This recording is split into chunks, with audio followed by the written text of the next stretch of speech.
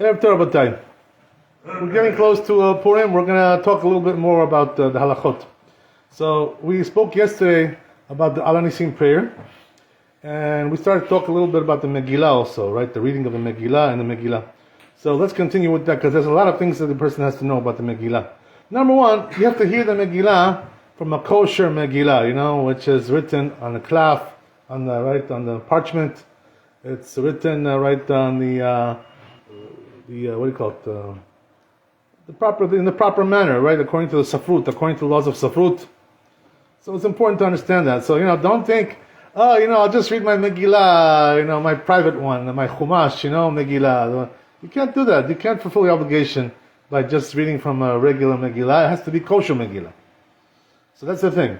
So now that we know that, what you have to know is that if you come to the synagogue, right? You come to the shul, and you're listening to the Baal Koreh, he's reading the Megillah, and you have your own Chumash, right, to follow along. But the thing is, you shouldn't read together with him. Don't do that. Why? Because your reading is not kosher. Only his reading is kosher. Because he has a kosher Megillah. You don't have a kosher Megillah. Another thing is, we spoke about this last year, with Rabbi Yonatan.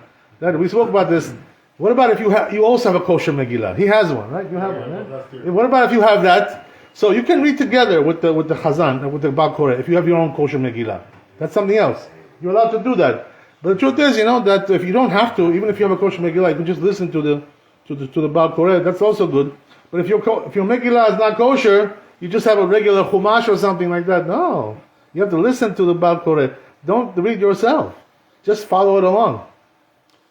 It's good to follow it. Why? Because this way you're hearing what he's saying, right? The Baal Koreh. You have to make sure you hear everything. The truth is, that it's brought down in some Rishonim, some heavy-duty things about this. It says that if a person didn't even hear one word, the Megillah lo yatzai yedei chova, he didn't fulfill his obligation. So you got to make sure, that you hear everything from beginning to end, every word. In the Megillah, there's a lot of times where it says the word et. Et. Et is not a big deal, it doesn't really mean much. But the thing is, you have to hear also that et, because it's one of the words of the Megillah, The one et you missed, and that's it, according to what we said. So you got to make sure you hear everything. So make sure, you don't read along, as we said. And also, don't fall asleep. Sometimes people like this, right? Don't do that. Why? Because if you fall asleep even for a few seconds, now the Baal Koreh is already ahead of you, and you miss some words there.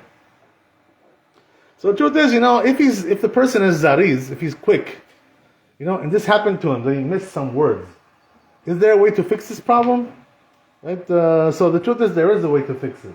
Right? So he has a kosher Megillah, but what about a person who doesn't have a kosher Megillah? Right? What can he do? So the truth is, that he can, even from his not kosher Megillah, Chumash, he can read a little bit that he missed, with the Chazan. He missed it. He didn't hear everything. A few words he can read to catch up with the Chazan and then listen to the Chazan again. Why is that? What's the reason why? But we just said, right, you have to hear from a kosher Megillah. We said. But the thing is that that's only if you hear the majority of the Megillah. From a kosher Megillah, it's good. But a little bit, minority, mi'ut, right? Not the majority. You heard from a non-kosher Megillah, it's still kosher. It's still b'diavad, yatzai yedei chova. That's the thing, So, even if you don't have a kosher Megillah, like Rabbi Yonatan, still, if you miss something, you can try to catch up with him. Go read fast. If you can read, if you're good at that. If you're not so good like that. What do you mean on the kosher Megillah? Is it supposed to be written by hand? Or like a Sefer Torah, same thing, Just like you write Sefer Torah, Megillah has to be written the same way. By hand? Yeah, by hand, and on a cloth, on the parchment, and with ink and everything, no photocopies, no laser printers. We don't accept stuff like that. Yeah, I'm sorry. Rabbi, it's not from Hashem. Hashem didn't when they write it down. Why it has to be like Torah? This is the way the Chachamim made the takana. When at the time of Esther, they made a takana to read the Megillah, but the takana was to read from a kosher Megillah, right? Everything parchment, They didn't have a printing shop yet. That's true, but they made takana not only that it shouldn't be print or this, it has to be done the kosher way. Everything like kosher, just like Sefer Torah. I'm sorry, Megillah, you want to say something? Difference. Huh? What's the difference? Between Chumash and this? No. Yeah. Chumash and. There's a big difference. You know what the difference is like this. First of all, right, the Sefer Torah, the Megillah, you write it with the hand.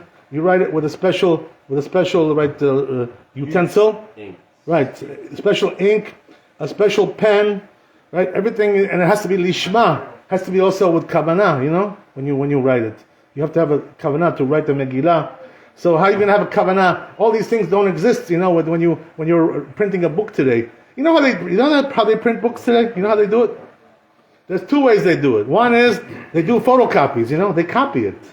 That's all. You know? Yeah. Rabbi. So when they copy it, nobody wrote that. It's just a picture. You understand? Right. It's a picture. But That's the thing. You know? after- Yeah. After writing maybe 5-10 those copies, he already doesn't have kavanah. He just writing whatever. If he had kavanah in the beginning, right, when he started, the whole day that kavanah goes for him. It's not really a problem. You know? Once he said one time kavanah, that's it. The whole day, right? He has kavanah. So it's not really a big problem. You know? They know how to do it. There's laws about that. The Shulchan Aruch. You know? The sofer knows how to do these things. I hope he knows. So if he doesn't know, we get a problem. We have a problem, right? So that's the way it is. It has to be written the proper way. So if you don't have one of those, as we said, right? But still, if you read the minority of it, because you skipped a little bit, or let's say, for instance, let's say he came in a little bit late, right? And they already started, so he already read like 10, 20 psukim already. So if you're quick, you can take your chumash, and read and catch up to him, because it'll be the minority. So, b'diavad, you'll be yotzei the chova, like this. The next question. If somebody, let's say, needs to go to last year I was reading to my wife. Yeah. She was needed to go to the kids. So what do you do in this situation? Let's say somebody needs to go to the bathroom. Can he miss like what is the portion? Like he needs to read it again. So if you're reading it for your wife, it's not a problem. Why? Because you can stop and wait for Yes, her. You know what I mean? yes. It's not a problem. Even if she's doing an FSEC. Yeah. Her sex, no problem. Yeah. If she has to go somewhere, she's got important something, emergency, whatever. She can go and do it, and come. If she needs to use the bathroom, there's no problem. You can stop and wait for If her. somebody in the minyan needs to go, that's it. It's done. Needs to read it again from the He has to catch up with the chazan. Otherwise, he has to go to a different reading. You know what I mean? One or the other. But let's say he stopped in a part. He went for 1 minute and he came back. So now he's got to catch up. He needs to catch up. But if he's going to read by himself, like he's yotzei. Miut, if it's a minority. It's a minority. Right. Because the truth is, the Megillah is pretty big, Yeah, It's pretty big, So if you do even like 1 or 2 prakim, it's still minority, It's still minority. So you can be yotzei the chova like that. That's the thing. So you got to make sure, that you know these things to make sure you do the right thing. The diavad. It's b'diavad, but now you have no choice, because otherwise you're going to miss The it. church, but we can. Right, but that's already, we don't have our game to go to a different reading for that. You know what I mean? We don't go that far. That far we don't go. Because it's going to be a big loss. You may not find it. You never know. You may lose it. You never know. It's a whole big balagan. Once you miss it and you go try looking for something else, you never know what's going to happen. You know what I mean? So better to do b'diavad, Yatzata, right? Okay. Tafasta be'merubeh, lo tafasta, right? Do the minimum halakha. That's the important thing. Okay, great. So that's the idea. That's the way you get it. So you got to make sure you hear it. And also, as we said, right, make sure that you're hearing everything. And don't go. I'll tell you. This Chazan. Aaron, he's going to be here. He's going to be here. I like him. He reads good. This kid. I like to listen to him. I come specially for him. For the Megillah. Because he's really good. Now here's the thing.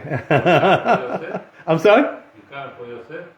Yeah, come for him. Yes, because he reads it good, The thing is, but he's good, but there are some guys, unfortunately, they're not so good. They're not so professional, And they come and they read the Megillah. What's the problem? The problem is, they start good in the beginning, right? Everything sounds good. Oh, it's really nice voice. But, and then he gets tired a little bit, 3, 4, and he starts swallowing words, bolea, he's eating them. Instead of reading the words, he's eating the words. He doesn't say everything. He's tired already. He can't read clearly anymore. So a guy like this, who can't read clearly, don't go to listen to him, because you're not going to be able to say the Chovah like this. You know what I mean? That's the thing. You got to make sure, you got to listen to somebody who's a really good, this guy, he's a professional, he's young, but he's good. That's the thing, so, some people have talent, they're doing it from childhood, and that they have it, they got it down. The truth is, that they told me the ones who are Bal Koreh from childhood, you know what they said? They told me, we already knew the Chumash by heart. They know the Chumash by heart, you know, because they're reading already for 25 years. They can read the Chumash with a blindfold like this, you know, close their eyes and read the Chumash. They know it so good. You know what I mean? That's the thing. So you got to find somebody like that who knows how to read properly. Also, you know, lechatchila, if you can, you know, we Baruch Hashem here, we have no problem with that. Go to a Sephardi reading, you know, don't go to a reading which is not your minhag, you know, Ashkenaz or Hasidim. Why? Because they have a different, you know, they have a different pronunciation. You know, they have a different accent. You know, so that's not really so good for us. Sometimes we don't even know what they're saying. You know, some people tell me, you know, I don't even understand what he's talking about. I don't know what he's saying. You know, I understand it because I grew up with them. You know, when I was young in the yeshivot, I learned in Ashkenazi yeshivot, so I understand them. I know what they're saying. You know, but some people really don't. You know, they don't know what they're talking about. So, you know, it depends, right, on the situation. You know, sometimes it's hard to tell. But the truth is, you know, if you don't have a Sephardi reading, if you don't have, you can go to Ashkenazi. Yes, because Yatzai Dechovah, it fulfills the obligation, you know. So if you have no choice, no problem, you know. Go to Ashkenazi reading. I've done it, you know, when I was younger. I was in yeshivot, you know. I've listened to Ashkenazi. Some of them are actually, you know, they're very good. Some of the Ashkenazi boys, they read really, really nice, you know. And they're very clear, you know. They don't swallow nothing. They don't eat the words. They read the words. You know, so that's good, you know. You can find something like that. I want to tell you one more thing also, important to know, which is, you know, they always ask this question every year. They're asking this question. What about the issue of hearing the Megillah with a microphone, you know, or hearing it on the radio, or hearing it on the internet, you know, live stream, recording, you know? Can you fulfill your obligation like this with the Megillah? A lot of people ask me this question, you know, because they live far away. They live from the community, and they, you know, they don't have a shul close by. I'm sorry, you were saying something? So, you know, the question is, right, what do you do in a case like this? Somebody just texted me the other day. So, you know, I told him, I said, please call me, you know, I want to speak with you. I don't want to just text you. Because, you know, when you text sometimes, you know, you don't get all the details. You know what I mean? Better to talk to somebody, you know what I mean? Talk, hear his voice. So I told him, call me up. So what happened, right? They called me up and they said, oh, you know, yeah, Rabbi, you know, we're living in an area right now. There's no shul, you know, so much close there, whatever. So I said, well, you don't have any shul? Nothing there? There's no shul there? So when they told me, well, there's a Chabad, you know, there's a Chabad. I said, go to Chabad. What's the problem, you know? They told me Chabad is 5 minutes away, you know? So what's the problem? Go over there, 5 minutes. What's going to happen to you? Nothing's going to happen to you. They want me to tell them, you know, you can hear the Megillah on the internet, you know, like this. No, it's not true. I mean, it's not. If you have a shul 5 minutes away, why should you hear it on the internet? That's not the proper thing to do, you know? So, also, then they told me, oh, well, there's also another shul, you know, even better, half hour. So what? On Purim you could drive, you know, so drive for a half hour and go. You know, what's the problem? You know, it's a very important mitzvah. You know what they say, right, about the Kriyat Megillah? They say that Rabbi Akiva, you know, people like this, you know, Gedolim, they would never leave the Bet HaMidrash. They were always learning Torah day and night, you know. But there was two things that they used to leave the Bet HaMidrash. One is to do the Haggadah on Passover, on Pesach, to read the Haggadah. And the other one was to hear the Megillah. You know, they would leave for that. Otherwise, they never left the Bet HaMidrash. So you see from there, right, that the Kriyat Megillah is a very important mitzvah. If Rabbi Akiva was leaving the Bet HaMidrash to go to the synagogue, you know, to hear the Megillah, so it must be something really, really important, right? That's the thing. So, therefore, right, a person who has a shul, you know, even half hour away, whatever. So what? Drive, you know, go. What? You're not allowed to drive on Purim? You can drive. Go drive and hear the Megillah.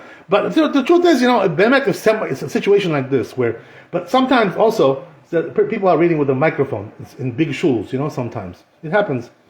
Can you hear the Megillah with a microphone? Are you allowed to do this? You know, so the truth is, it's a big machloket in the poskim about this. You know, there are some who are very machmir. Rabbi Shlomo Zalman Auerbach, he said that you cannot hear the Megillah with a microphone. Why? Because it's not the real voice of the person. It's like electronic, you know, sound that comes out it's electronic. It's not the real voice. It sounds like him, but it's not the real thing. You know, so that's where they say, you know, you cannot do it like that. You cannot do it with microphone.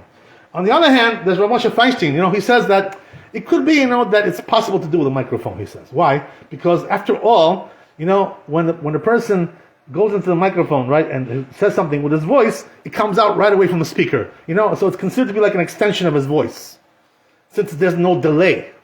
That's what he says, you know, something interesting. He's a big man, you know, Adam Gadol he was, you know, so he's saying something very interesting there. So the truth is, you know, that since there's a big machloket, Most of the poskim say you shouldn't use a microphone. So therefore, the best thing to do is, go to a place where they don't do microphone. But if you have no choice, right, only place with microphone, okay, so what can you do, right? If there's no other choice for you, there's always. But here, Baruch Hashem, in New York, we have a choice. We have no problem, so we don't need this kind of thing. We're not. It's not necessary for us to rely on this heter. So what about internet? What about recording? What about radio? What about this? What about that? So the truth is, anything which is recorded, right, already recorded, it's no good. Why? Because it's not live. You're not hearing the person now. Right? He recorded this 3 hours ago. How are you gonna listen to the Meggilah like that? That's not a person. It's a recording. That's for sure no good. There's no question about that. What about live stream? It's coming live. So there, the truth is that if he has no choice, no other place to go, no other shul, no nothing. He's living in Siberia, somewhere, some crazy place where there's nothing over there. So then, okay, fine, you can hear live stream. You can do that. That's only if there's no other choice. Otherwise, don't do this. But recording for sure, right? Recording, no good. Why? Because it's not coming live. It's not a live person reading it. It's coming from it's a recording. It's recorded a few days ago, a few hours ago. How are you going to do it like that? So you get my point, right? So the best thing to do, go to a place where there's a good reader professional like this guy, Aaron, our friend, right? Somebody like that, right? No microphone, right? And no internet, no this, no that. Do it the proper way, and no swallowing his words, and don't fall asleep. ברוך ה' לעולם, אמן ואמן. רבי חנין, אתה שומע? אל תקדוש ברוך הוא לעזקות ישראל, לפיך הכי בא לעם תורה ומצוות, שנאמר לו נחפץ, למען צדקו יגדיל תורה ויאדיר.